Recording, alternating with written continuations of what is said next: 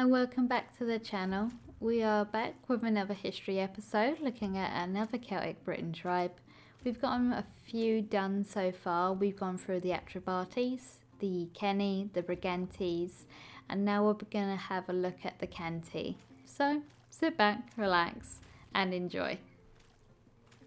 So the Cantii tribe lived in the ancient land of Cantium, which is probably from the 2nd century BC. The area consisted of the whole of modern-day Kent, as you can tell, Cantium, Kent, and the Cantii, as well as the eastern parts of Surrey, East Sussex, and some records by Ptolemy, who will keep coming up in these videos because he basically did a tour of the Isles before anyone else did, tried to map it out, and he came into contact with a lot of the tribes himself. Some of his writings are debated on whether they are accurate or not, so him putting them as far as Greater London is quite contested. But like many of their neighbours in the southeast, though, the Cantii were Belgic people from the North Sea or the Baltics.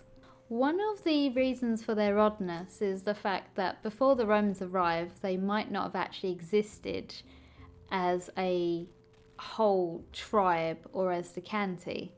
So Caesar himself recorded the existence of at least 4 small tribes in Cantium, and even though he does name the kings, he doesn't know the names of the tribes themselves. He does have this to say about them and the area though. The natural shape of the island is triangular, and one side lies opposite to Gaul.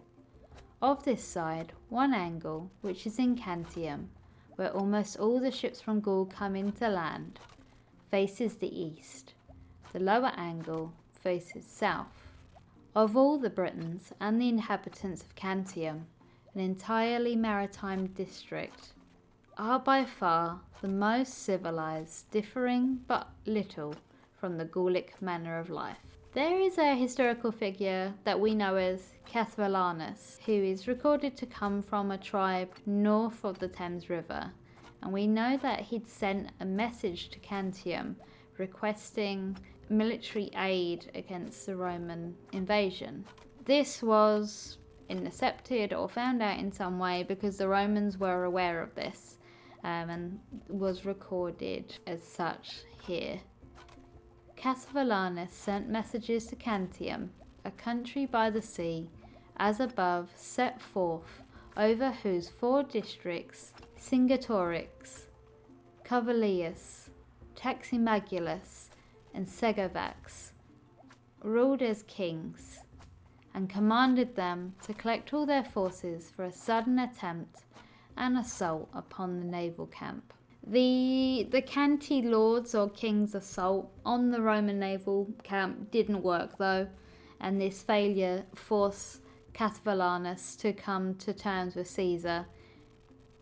The Romans took hostages, levied tribute, and he then actually left England fully. He sailed back to Gaul with his tail between his legs before the weather had even changed. The Cantii were conquered by the invading Romans, with defeat probably coming after the loss of the Battle of the Medway.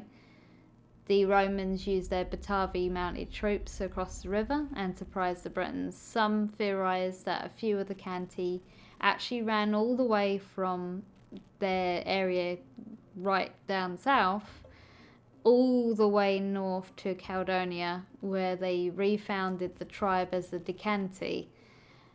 Although that Ptolemy, he's come up again, actually named this tribe way before the actual Roman invasion.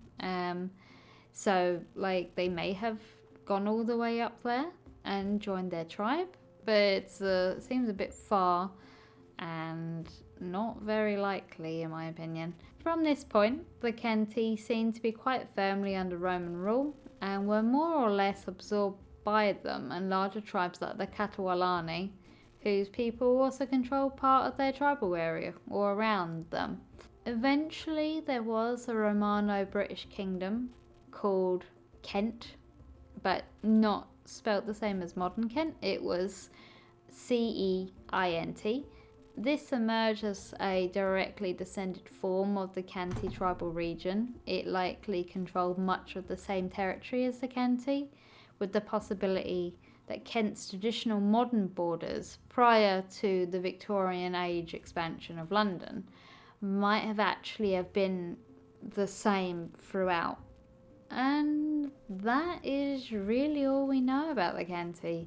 We have found a few things that we believe may have belonged to them, like a horned helmet, although this one is debated since it is so close to Waterloo Bridge in London, and also several containers in the form of pots, but also helmets with cremated remains inside. We have also found coins in areas that we know they lived in, but these coins are also mostly connected to other tribe leaders. For example, like Epilus of the Atrebates. He ended up being kicked out the Atrebates by his younger brother Verica.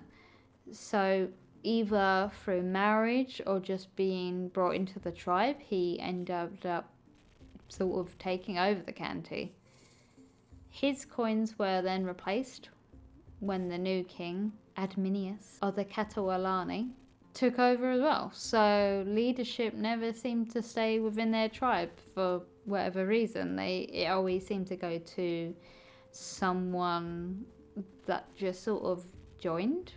And that is as far as our knowledge of them goes, unfortunately. They were one of the quieter tribes. They just sort of fizzled out into history after blending and merging with other tribes. But thank you very much for staying and reaching the end of the video. But I hope you guys enjoyed it. Please leave a like, share and subscribe to the channel. If there's anything you'd like me to cover, then let me know in the comments below. Take care. Bye bye.